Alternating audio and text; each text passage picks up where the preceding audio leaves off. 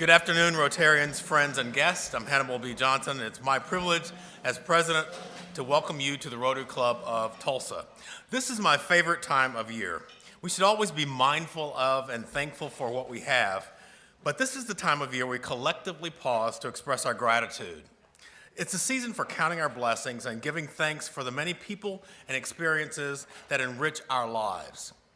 At this time and in this moment, we can all be thankful for our Rotary Circle, the friends who surround us and with whom we share a love of and commitment to community, as expressed through service.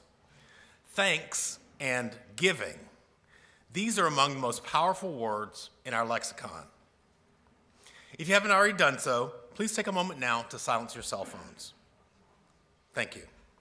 A special thanks to Tom Wolfe, as always, for our pre-meeting musical interlude. Let's begin our program with invocation from Diane Peacock, followed by song and pledge from DJ Morrow, and visitor introductions from Ed Monette. Thank you, President. Let us bow our heads. Dear God of our hearts and our chosen faith, as we come to you this day enjoying the restored sunshine, let that sunshine warmth and light be in our hearts. Let us feel its healing beauty. Dear God, I ask two requests of you in this season of the year as we prepare for a day of thanks.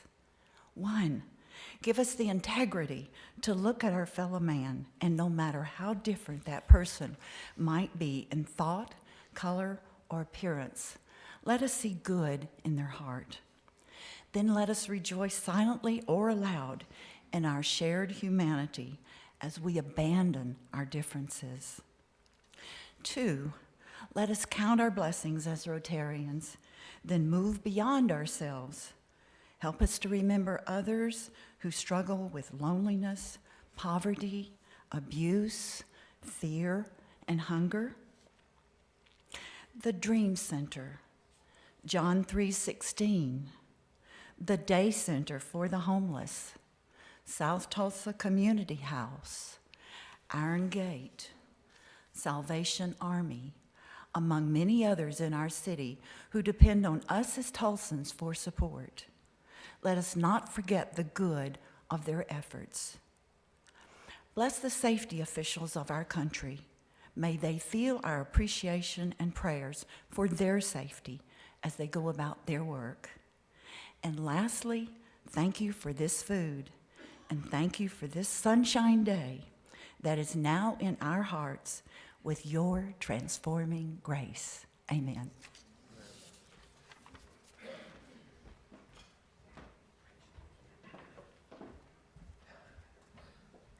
Good afternoon. If you'd please join me in singing God Bless America, followed by the pledge. God bless America, land that I love. Stand beside her and guide her through the night with the light from above. From the mountains to the prairies, to the oceans, white with foam. God bless America, my home, sweet home. God bless America, my home, sweet home. I pledge allegiance to the flag of the United States of America and to the republic for which it stands, one nation under God, indivisible, with liberty and justice for all.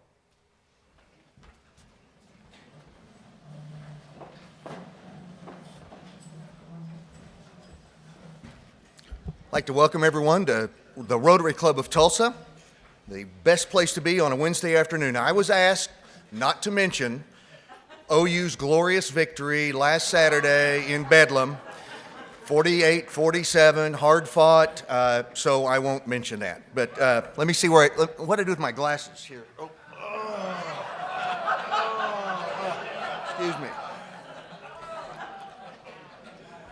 Would like to welcome all our visitors today. As is our custom, I will introduce the host Rotarian and their guests. If they will briefly stand, we will recognize you all in unison at the end. Jerry Emmons has with him his spouse, Joanne Emmons. Jane Carlson has with her Dennis Anderson with Keller Williams.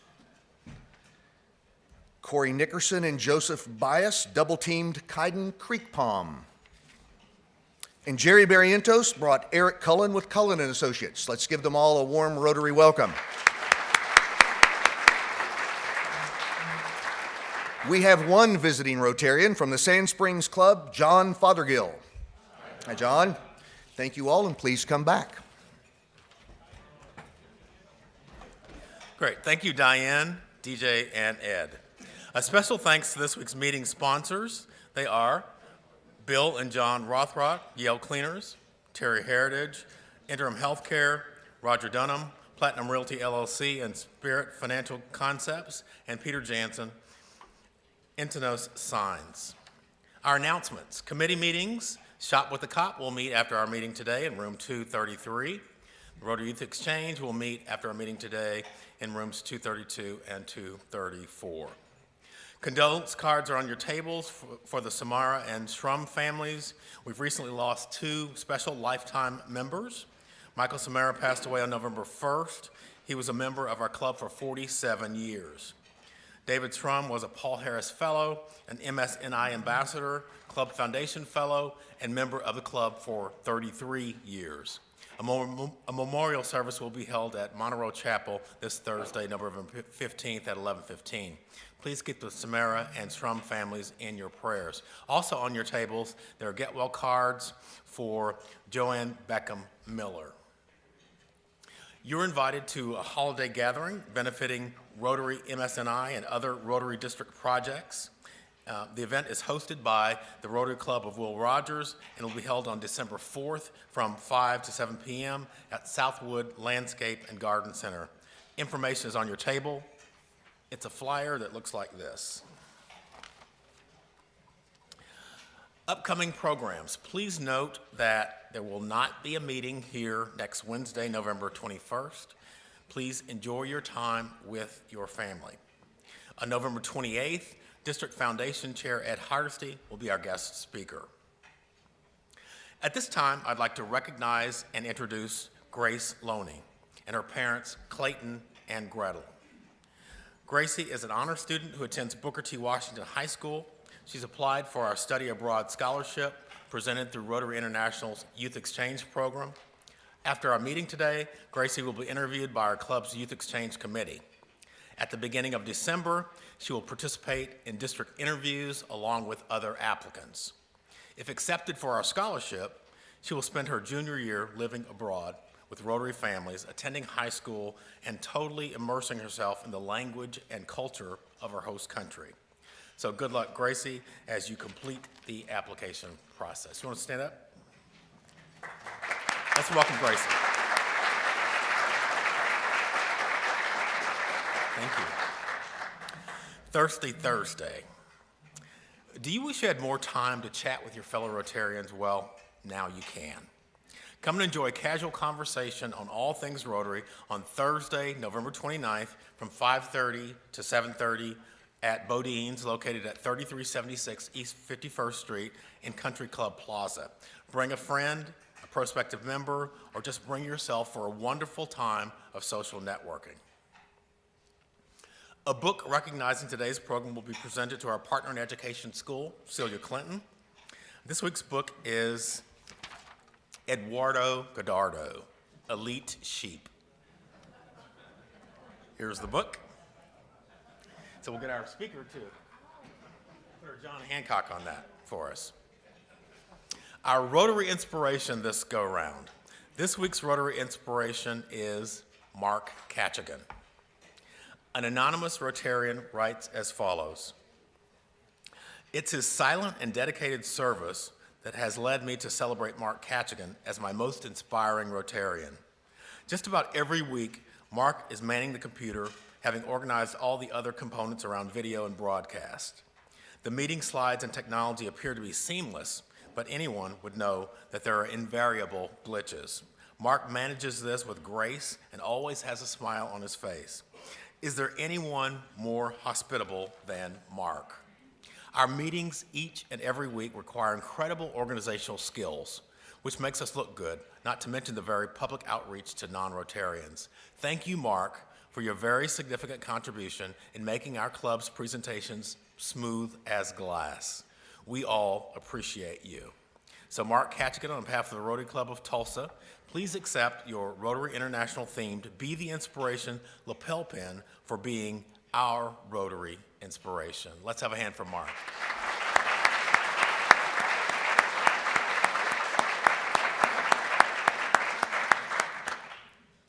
November is Rotary Foundation Month. The Rotary Foundation transforms your gifts into projects that change the lives that are both close to home and all around the world. Give and become part of Rotary's life-changing work. We have some new member introductions. Please welcome Tricia Kirkstra and Lynette Potter with new member introductions.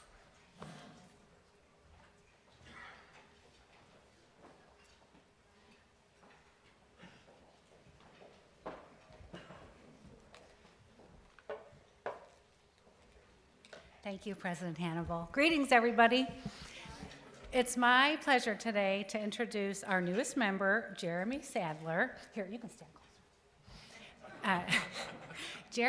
Jeremy and I have been on the local hotel association board for about a year now, but I really got to know him this past spring when we were getting up at 5 a.m. and driving to the Capitol together to do a little bit of lobbying for our industry. So it's kind of fun. I'm sure a lot of you have done that, being in the car that early and coming back. You get to know one another. So let me give you a little bit of Jeremy's bio. He began his career for Bristol Hotels and Resorts in his hometown of Dallas, Texas, and he has had the opportunity to live throughout the United States with brands like Intercontinental, Marriott, Starwood, and Hilton. He has been involved in multiple charitable organizations and a lot of different community efforts all along the way. So if you're working a hotel, you've got the hospitality servant heart anyway, and he really does. So he's going to be a great Rotarian. Jeremy has been married for 20 years to his wife, Amanda. They have two sons, Carter and Coleman, 12 and 10 years old, respectively. He looks forward to being part of our local community and doing everything that he can to promote Tulsa as a place to live, work, and play. Now, when we were going down the turnpike, Pete Patel, our good friend, he has about 9 hotels in town. He was driving with us on some of those rides, and they got to know one another. So Pete wooed Jeremy away from the Doubletree Warren place, and Jeremy is currently now the general manager of the Tulsa Club Hotel, also known as the Curio Collection by Hilton. So I'm sure there's some members here that used to belong to the Tulsa Club. So in March, is when the grand opening is. In March, he'll be heading up, well, he's heading up now, the Tulsa Club Hotel, Curio Collection by Hilton. So if you're a Hilton Honors member, you'll be able to get your points. So he's really, I'm excited that he's at a downtown hotel, and it's really a neat revitalization effort. And just talking to him, you'll get to hear all about the cool things that they're doing at the hotel. So while I present Jeremy with his 4-way test, his pin, and his badge, please help me welcome him.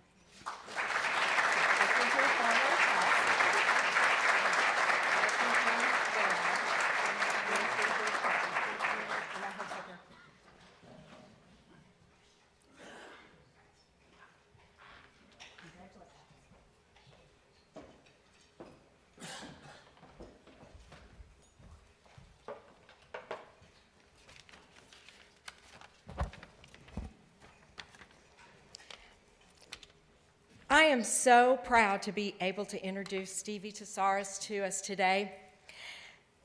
If I could describe Stevie, it would be when you guys meet her outside today, she just makes you feel good. So it's the type of person that we want in our group, and it just thrills me to be able to introduce her today. So one of the reasons she makes you feel good is Stevie writes and says that she's so passionate about people. She loves humans and all their quirkiness that come along with being one. Stevie's married to her husband, Paul, who is a fantastic guy, for 18 years. They have a son, Kevin, and a lovely daughter-in-law, Cheyenne, and one granddaughter, Marley. Now, I don't know if you can see that she does not look like a grandmother. And Marley has absolutely stole her heart.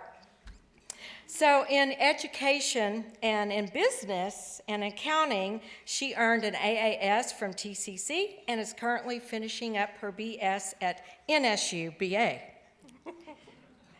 Collectively, Stevie has over 20 years' experience in business with an emphasis in payroll, sales, and accounting that she gained from her current employer position at Southwestern Payroll and her previous positions at Surgical Advantage, which is medical devices and instruments, and at F&M Bank. In her free time, Stevie enjoys spending time with her family, of which includes her 3 golden retrievers, reading, working out with her husband, volunteering with Meals and Wheels, going to church at Holy Trinity Greek Orthodox Church, and writing poetry. And soon she'll be busy with volunteering at Rotary.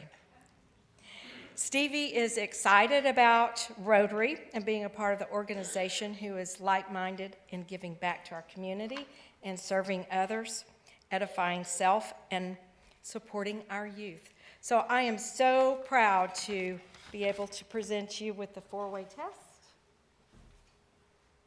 Thank you. And your pin and your red badge. Thank you. Thank you.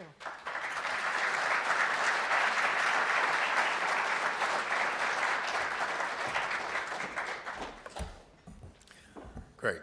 Thank you, Tricia and Lynette, and welcome, Jeremy and Stevie. It's Sarge time. So in the absence of Daniel, co-Sarge Michelle Place will take that role. So Daniel must be locked in a courtroom somewhere, so I'm the stand-in.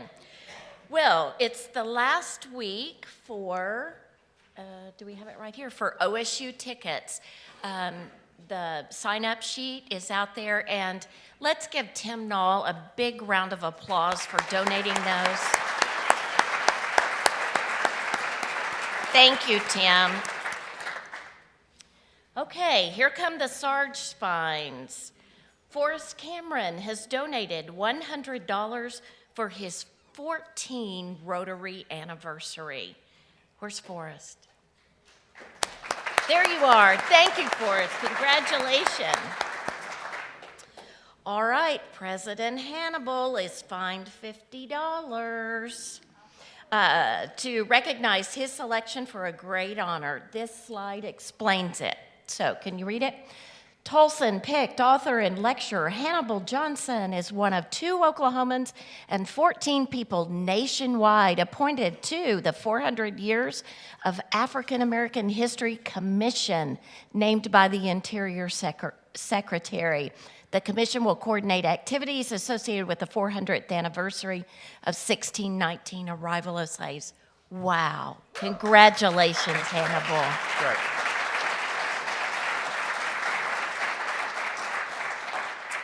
Okay, and there is a $50 fine to recognize one of our own who has donated his time and dance skills to help promote the gathering place. So here's the video, and see if you can recognize our Rotarian. Gather round, yeah, hey, this my city. We gon' gather round, we gon' gather round. Hey, yeah, we gon' gather round. Turn up, 1, 2, 3, hey. We gon' gather round, we gon' gather round. Hey, we gon' gather round, we gon' gather round. Hey, shout out OKC, Thunder ballin' out. Big Kiwi, DG down the lane, crowd going.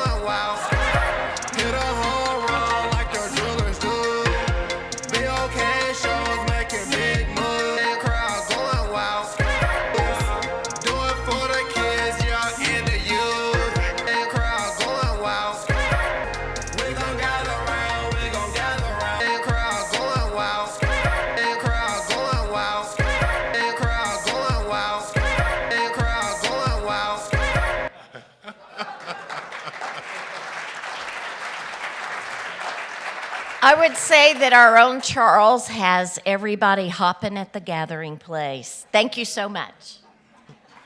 Thank you. We've got a couple of side mics. Chris McCann, Shop with a Cop, followed by DJ Moore Ingram, Salvation Army, bell ringing.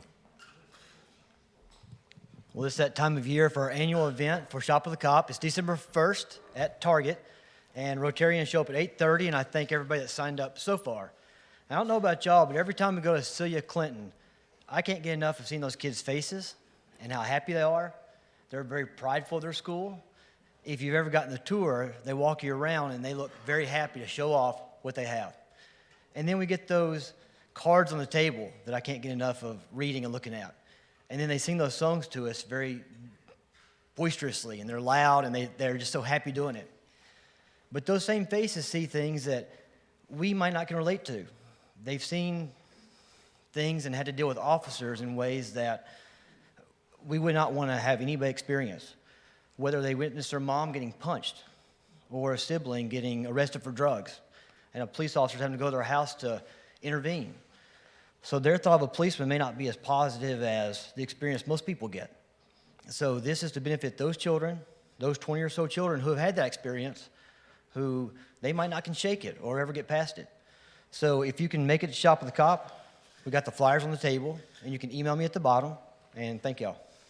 Thank you. DJ.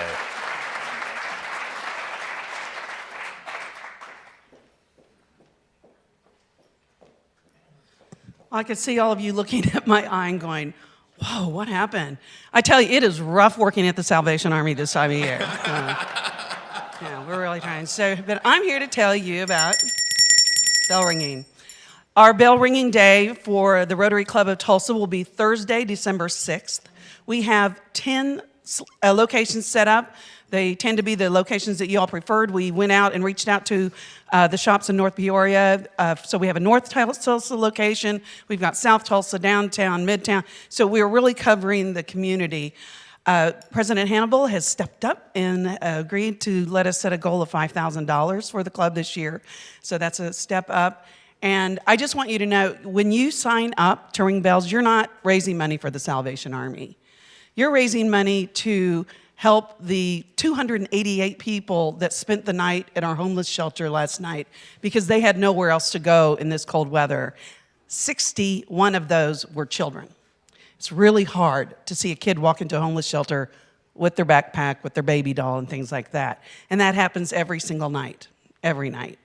So you're ringing bells to help raise money to pay for that, to pay for the roughly 30,000 people whose lives we touch each year through the social services of the Salvation Army, and the little over 10,000 at-risk kids that are served through the 6 Boys and Girls Club. That's why you're doing it, not to keep me from getting this. But it actually was a work injury. So had to go to workers' comp with everything, the whole thing. So Tina created the new board out there. It's big, easy to read. I just invite you to sign up. We're going to send a link out where you can do it online. Sign up online if you'd like, and we'll be coming back and yapping at you every week to remind you and give you some opportunities to give while you're here at the club. But it's a lot of fun. Grab a friend, play music, sing, dance, do whatever, and have fun with it. I can tell you that our statistics show that the income into a kettle doubles when it's a volunteer ringing that bell as opposed to a hired bell ringer. So we really appreciate it. You all have been so, so good. I'm so proud to be a member of this club and the good work that's done. Thank you. Great. Thank you.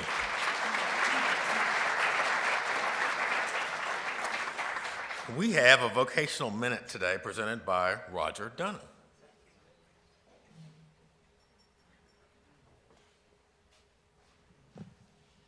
I'm delighted to get to speak with you today. This time I only have 2 things to talk about. I started in 1984, around this spot, where I was introduced as an additional active for life insurance. For the last 4 decades, I've worked in every facet of insurance and health insurance and disability income and securities you can think of. But recently, about 4 years ago, I became a realtor. And it's been delightful, fun, enjoyable, but it is a lot of work too. Nonetheless, I've combined those two.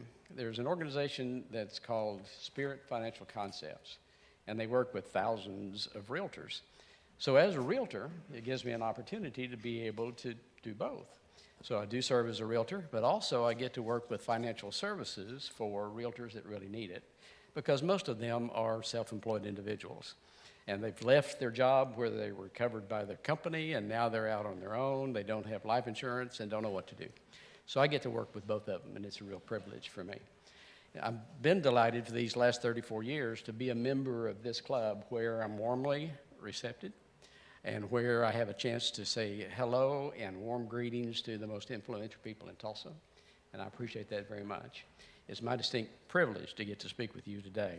If you want to know more about me, it's on DACDB, if I'm saying that correctly. And please do call me if I can be of service to you. Thank you.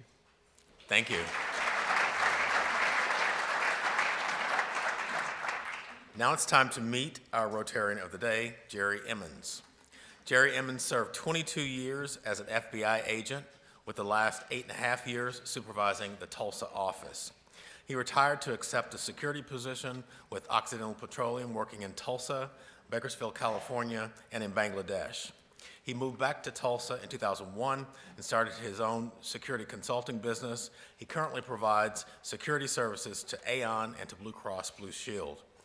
Jerry has been a Rotarian since 1986, most of that time in this club.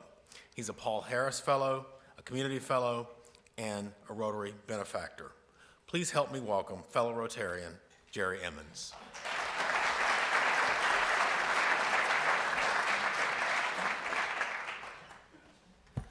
Before I start, if you'd like to put your sunglasses on, it may help because the glare off the top of my head's got to be bad on you folks. So, it's all right? Okay. It gives me a great deal of pleasure today to have the honor to introduce our guest, Kathryn Peterson. Kathryn was named the agent in charge of Oklahoma in 2016. She's a special agent in charge and better known as the SAC. Ms. Peterson began her career with the FBI in May 1990 and was assigned to the Milwaukee field office, where she worked criminal and national security investigations. In 1995, she served a 60-day temporary duty assignment in Oklahoma City in support of the FBI's investigation of the Alfred B. Murrah Federal Building bombing. As a member of the Milwaukee field office's SWAT team, she also assisted in the manhunt for Olympic Park bomber Eric Rudolph and participated in the Montana Freemen standoff. In 1999, Ms. Peterson was promoted to the position of supervisory special agent in the National Security Division at FBI headquarters in Washington.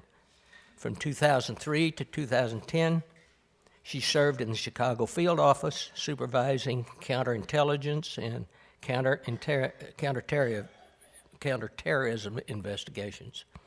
Following assignments as assistant section chief in the counterterrorism division at FBI headquarters and assistant special agent in charge of the Albany field office, Ms. Peterson was promoted in 2014 to the senior executive service as an inspector at FBI headquarters.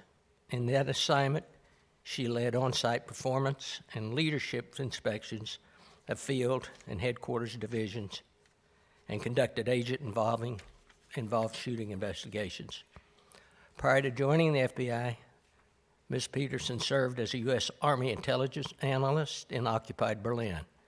She's a graduate of the University of Iowa and the Defense Language Institute, and is a recipient of the Director's Award for Outstanding Counterterrorism Investigation and the National Intelligence Exceptional Achievement Medal. She currently resides in Edmond, Oklahoma.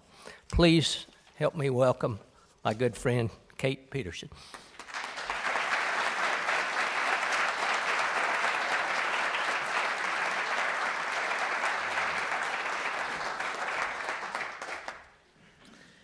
Thank you, Jerry.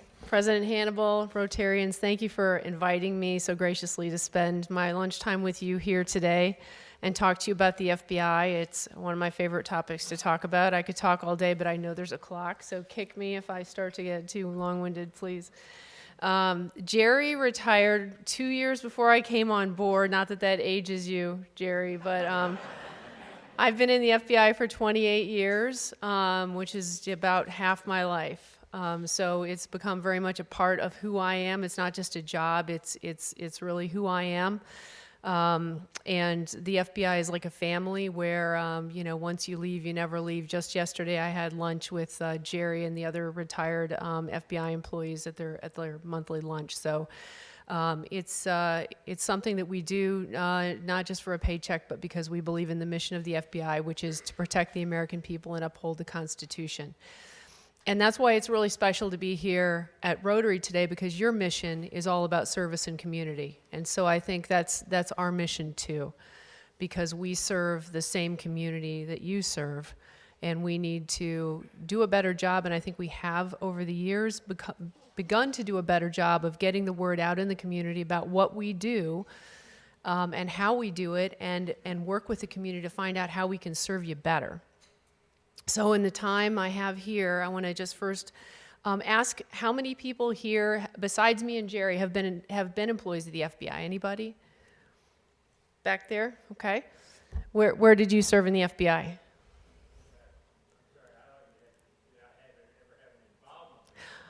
Okay.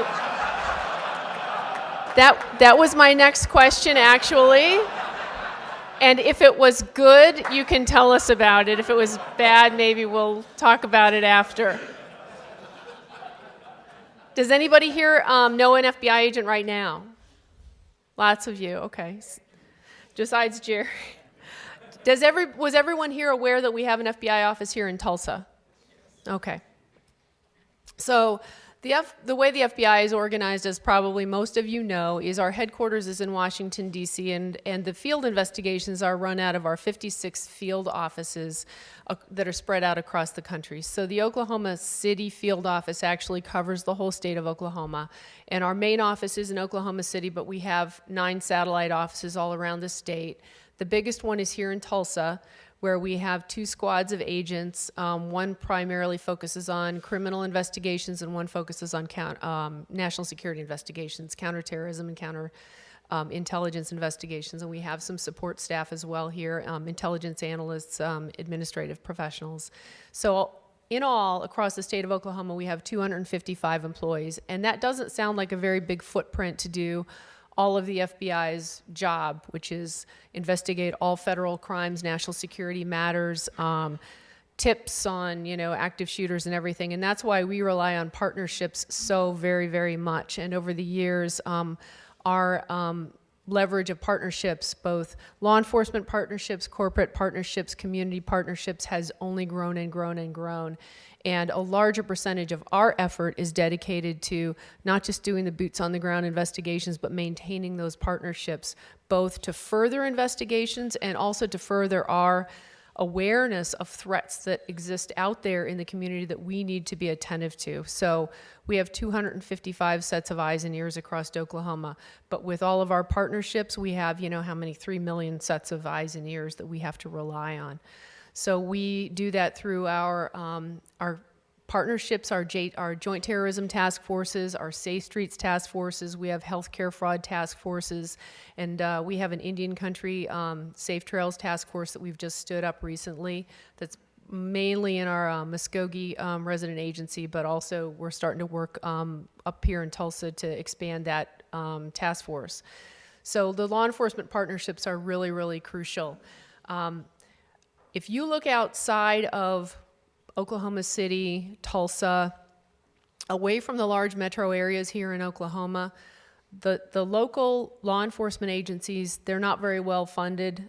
Sometimes they're not very well staffed. So if something major happens outside of a major metro in Oklahoma City, there are really two agencies who can bring a lot of resources, the Highway Patrol and the FBI. So we have a SWAT team, we have evidence response teams, we have crisis negotiators, we have bomb techs that respond all over the state. We do all of the bomb tech training for all law enforcement in the state of Oklahoma. So in addition to that, if we have a very large incident, we can call in resources from outside the division. So if we need more than one SWAT team, we can pull in SWAT teams from Dallas Division, Little Rock Division, Kansas City Division, Denver. And if we really need help bad, we can get on the phone and call Quantico, and we can get the hostage rescue team out here, a large-scale laboratory response, whatever we need. So the FBI, on a day-to-day basis, we leverage the manpower of our state and local partners a lot. But in case of a large-scale incident, a lot of times we're the ones who are able to bring resources to help them. So that makes it a true partnership. What keeps me up at night? I get asked that a lot. What keeps me up at night is probably the same thing that keeps a lot of you up at night. I'm worried about active shooters a lot, because what do we see in the news? Active shooters a lot. And there's no one particular ideology that they follow. Sometimes they are a loser looking for an ideology. They're an unhappy person who's been unsuccessful in life. Sometimes if they're a young person sitting on the internet, it may be they latch on to radical Islamic ideology, or they might latch on to white supremacist ideology. It's the ideology isn't as important as the hate, and they're looking for some place to take out their hatred. The interval from flash to bang with these people has become less and less and less. And so there's less time to identify indicators to see who's going to be a threat. There's an ongoing debate in our country about balancing privacy and national security. There's an ongoing debate about balancing First Amendment rights, Second Amendment rights, security and privacy. So as a country, we have to decide how we get at the place where we can protect our citizens without sacrificing those constitutional rights and liberties that we prize. I can't solve that. All I can do is do my part and make sure that the FBI here in Oklahoma does its part to keep all of us safe, so that our kids can go to school and we can go shopping, do our Christmas shopping, and not have to worry about an active shooter. So one thing that we do is we reach out to as many communities as we can in the state of Oklahoma and foster those relationships with communities that might be at risk. So for example, the Jewish community. Over the past year in Oklahoma City, we've had 4 or 5 different events that we've co-sponsored with the Jewish community and the Jewish Federation of Oklahoma City. We had a town hall meeting with the Jewish community to talk about civil rights and hate crimes. We had a 3-night community program. We had 1 night at each of the 3 congregations in Oklahoma City. There's a Reform congregation, a Conservative congregation, and a Chabad house. And we talked about cyber at 1 night. We talked about terrorism 1 night, and we talked about hate crimes and civil rights 1 night. These are the kinds of things we try to do routinely in our community. We've reached out and done a similar presentation with the Muslim community at the Hindu temple. And the reason I want to talk to you specifically about this here is we realize, because our main base is in Oklahoma City, we tend to become very Oklahoma City centric. We have squads of investigators here in Tulsa, but our public affairs specialist is in Oklahoma City, our community outreach coordinator is in Oklahoma City, our applicant recruiters are in Oklahoma City. So we would like to do the same thing in Tulsa that we do in Oklahoma City and do it better. And I need your help to help us do that. I do know that when the synagogue shooting happened a couple of weeks ago, I immediately reached out to the Jewish community leaders in Oklahoma City. I attended their memorial service that they had, and I know that our supervisor here in Tulsa reached out to the Jewish community here. But we'd also like to do more organized programs with any community that you think would benefit from us coming out and having a program, having an informational session with them, please let us know. We're trying to get a better outreach to the African American community, to the Hispanic community. I'm very fortunate to have an ASAC, Assistant Special Agent in Charge, back in Oklahoma City, who's from El Paso. He's a Mexican American. We get him on Telemundo every chance we get. We try to get out in the community and let them know that we're there. And we'd like to do something similar here in Tulsa. We also do 2 Citizens Academies a year in Oklahoma City. So in the spring and the fall, we usually have about 30 people. It's 6 consecutive Tuesday nights. We do some informational sessions to talk about the different programs that we work, and we also do fun things. We take them to the range. We have a physical surveillance session where we put them in a car with our surveillance personnel and let them follow somebody to McDonald's and make a drug buy at McDonald's, and it's really a lot of fun. So we haven't yet had a Citizens Academy here in Tulsa, and the main reason is because we don't have the physical space here in our office to put 30 people. We don't have classroom space. We have a small conference room. It wouldn't be big enough. We also, it would be a little bit of a lift for us to get the people up here to do the presenting, but I think we could do it. So if anybody here wants to partner with us to come up with some ideas about how we could have a Citizens Academy session up here, let me know, and we'll start working on it. It's just going to be a little bit more of a logistical struggle than it is in Oklahoma City, but I've only been in Oklahoma 2 years, but I've learned one thing: Tulsa does not like to take a backseat to Oklahoma City in anything. And so we're trying to help. We're trying to do a better job of serving the people of Tulsa.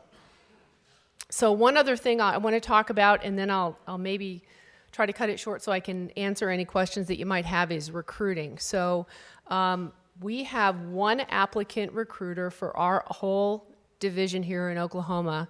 But as Director Comey used to say, every one of us has to be an applicant recruiter. So we need good people to come and join the FBI and join our mission. So we're hiring agents, we're hiring intelligence analysts, we're hiring computer scientists, we're hiring administrative personnel. And so because I know the people here in the room right now are some of the most upstanding citizens of Tulsa, I know that you know good people that would be good for the FBI. So we have an FBI website, fbijobs.gov. I've also brought some brochures and informational material. I put it up here on the edge of the stage. Unfortunately, I haven't like 300 because there are more of you than I had material. So if you would like something, come up and help yourself when we're done. It talks about the CREST programs that we do with the community. It also has a lot of information about our various hiring initiatives. One thing we're really trying to push on hiring is diversity. Director Comey made diversity a core value of the FBI, added it to the rest of our core values back as soon as he was named director in 2013, because he recognized that if we are all, heterosexual white men, we're going to have a harder time reaching out and understanding the needs of all the communities that we serve.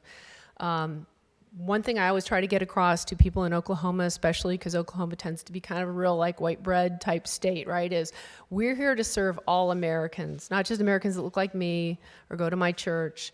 We're here to serve Americans of every race, every religion, every ethnic group, every gender identity, every sexual orientation. We're here to serve Americans.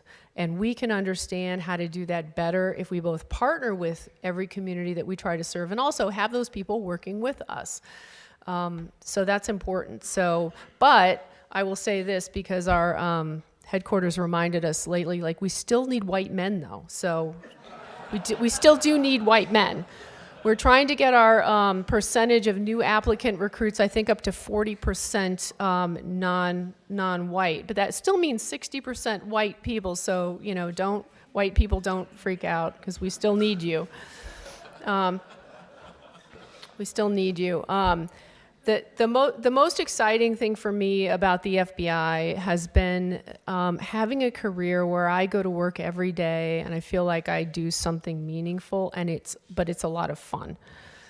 And Jerry can tell you, I mean, Jerry's done a lot of great things in his FBI career too. I mean, sure, sometimes it's an office job and you deal with the usual office politics type things, and you have to do your personnel reviews and all that, so it's normal.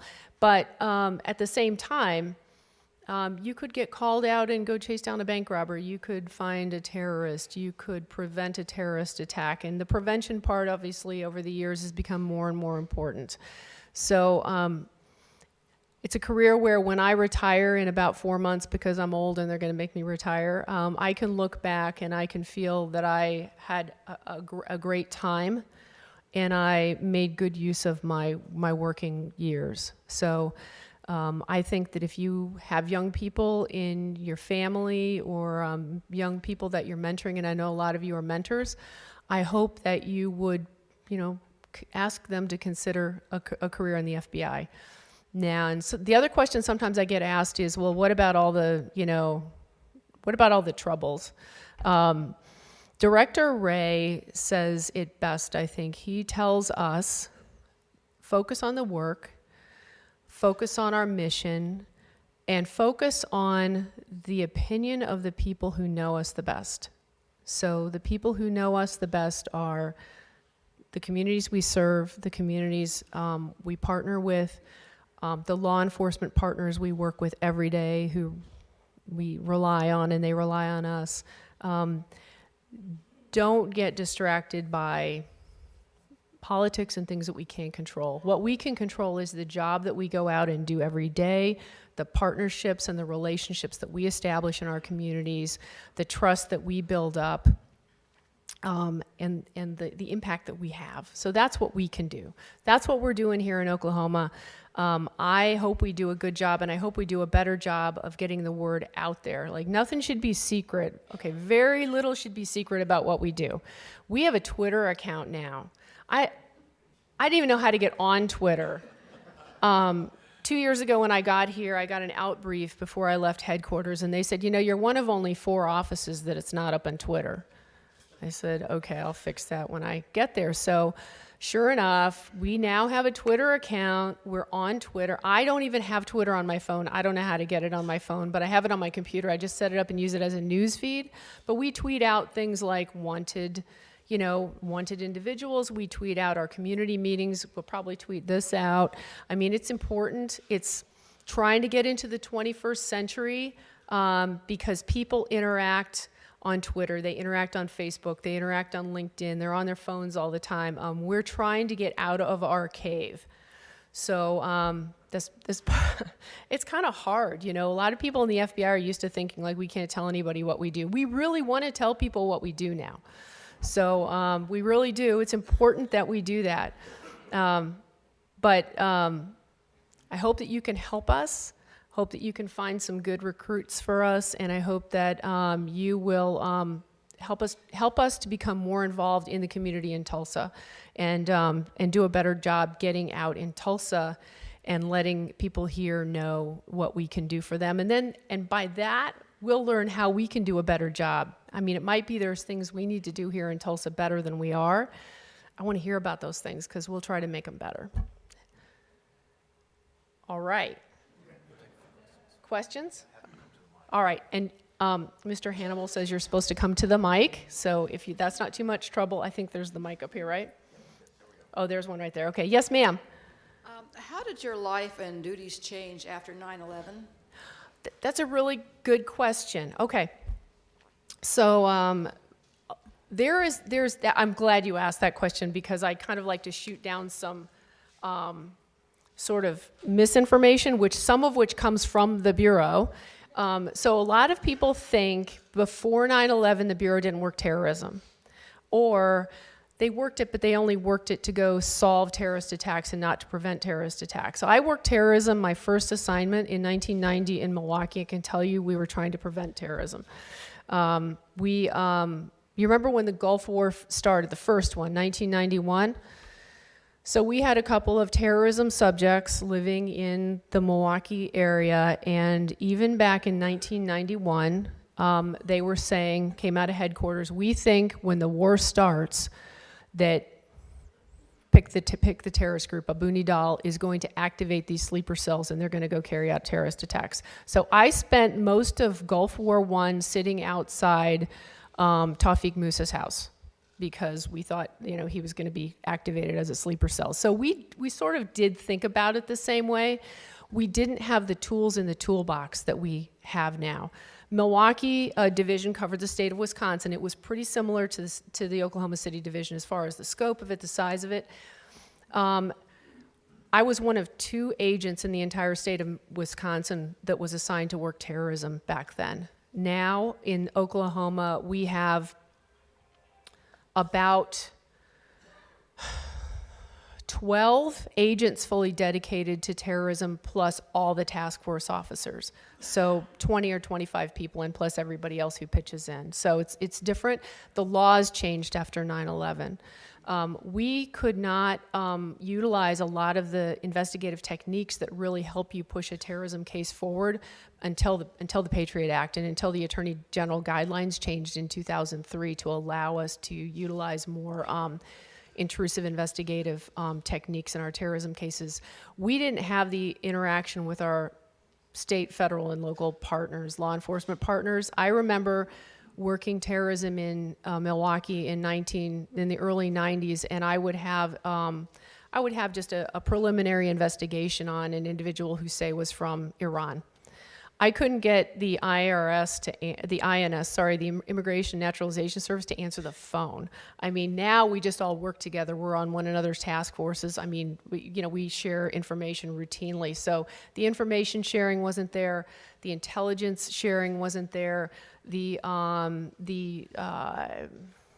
legal framework wasn't there. We tried, but we just didn't have the tools in the toolbox. I was at headquarters on 9/11 working, and I honestly thought, I was working in the counterintelligence division actually, and I thought that night, that was my last day of working counterintelligence. I thought the entire Bureau would just say, all right, tomorrow when everybody comes to work, you're all working counterterrorism. It kind of amazingly didn't happen that fast. We pulled in a lot of resources to work, obviously, after 9/11, the aftermath of the attacks, but the underlying infrastructure of the FBI internally, it just took a while to adjust because we're such a big organization. We're much more agile with counterterrorism now than we were before 9/11. I mean, our outreach, not just to our law enforcement partners, but our intelligence community partners has expanded 1,000-fold, and with our international partners. We share more with international partners than ever before. The sad part about that is if you go back 6 or 7 years, that was a great thing because we had a lot of intel to share. Now, we don't have as much intel to share, partly because the attacks are not originating overseas anymore. We're not getting attacks being directed by, Al-Qaeda, leaders in the Fatah. We're getting people sitting in their mom's basement on the internet, and we can't get some of that because of going dark, because of encryption. It used to be people were sending information back and forth using email, and if I got a court order to intercept and review that email, I could read the terrorist's email, and I could find out what he was up to. They're not on email anymore. They're on Snapchat, or they're on some other platform that we can't even see. So even if I get a court order to look at that, technically I can't access it. That's part of what we look at, part of the issues that we have with some of the iPhones. It's not a legal issue. I can get a judge to give me access to Jerry's iPhone, but I can't get in there to look at it. So that's how it sort of evolved from pre-9/11. It was really hard, and then we really got going, and everything worked really, really well. And now it's kind of getting to the point now where it's scary again. It's scary just because technology is so far ahead of what we can actually accomplish technically. Go ahead. Which TV show or movie is the most comically inaccurate representation? Oh. I get, Quantico's pretty, has anybody seen Quantico? Although Director Comey did say it makes us look very diverse and attractive. So I guess there's not all bad. My favorite FBI show is Silence of the Lambs. because they actually filmed that at the Academy right after I was there. So those cheesy, like light baby blue shirts, we actually wore those. And a lot of the people in Silence of the Lambs, the extras, were actual instructors at the Academy. Like I was like, oh, that's Mr. Smith in the elevator. So the new FBI show, has anybody seen that one? It's on Tuesday night. It's okay. It's better than Quantico, but they're very serious. You know, like nobody jokes around, and you know they all seem like they're just angry all the time. So we actually have way more fun than that in real life. Any other questions? In the back, sir? Oh, yes, absolutely. Yes, we do, and we spend a lot of time on cybersecurity, especially there's computer intrusions is the big nut to crack, right? Both on the criminal side and then on the nation-state actors. So, you know, when we say nation-state actors, we mean, you know, the ones that make us lose sleep at night. So we have a squad of agents here in Oklahoma City dedicated to cyber investigations. Last one. I'm being told last question. With the FBI being pulled into like the political limelight, has that had any impact on the staff here in Oklahoma and recruiting of any sort? You know, our recruiting numbers are down, but talking to our law enforcement partners, they're down across the board, across all law enforcement agencies. So we're really not sure what's causing it. If it's the economy's good, if it's the quote unquote Ferguson effect, which I won't, you know, pass judgment of is that true or not? Did that really happen? But certain people think it did have an effect on law enforcement recruiting. I don't know if it's the bad press about the FBI. I don't know. Our numbers are down, not here in Oklahoma, but across the board, and we're not really sure why. But as far as morale, you know, I think morale's holding well. And I think the one thing we have to guard against, though, and we hear this from our law enforcement partners sometimes, is like, well, no, you guys are fine. It's those people back at headquarters that's the problem. And we have to push back against that, not just with our partners, but with our own personnel. Because to some of our personnel that have been in Oklahoma their whole career, headquarters might as well be on Mars, right? And they're very happy to think, like, headquarters is really messed up. And, well, you know, so in a large organization, you'll always feel like your headquarters is kind of not on the same page maybe as your, you know, field offices, but we have to remember it's one team, one fight, and we're all in this together. So trying to keep up morale it's a constant struggle, but I think we're doing pretty well because people just believe in the work that much, and it means so much to them. All right, thank you.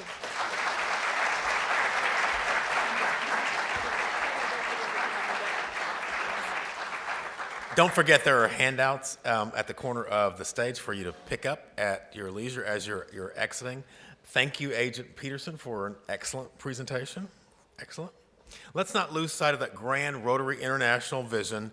Together we see a world where people unite and take action to create change across the globe, in our communities, and in ourselves. Please note also that our new members and their sponsors will be at the guest table in the foyer as you exit. Please take a moment to personally welcome Jeremy and Stevie to our Rotary family. And with that, we are adjourned.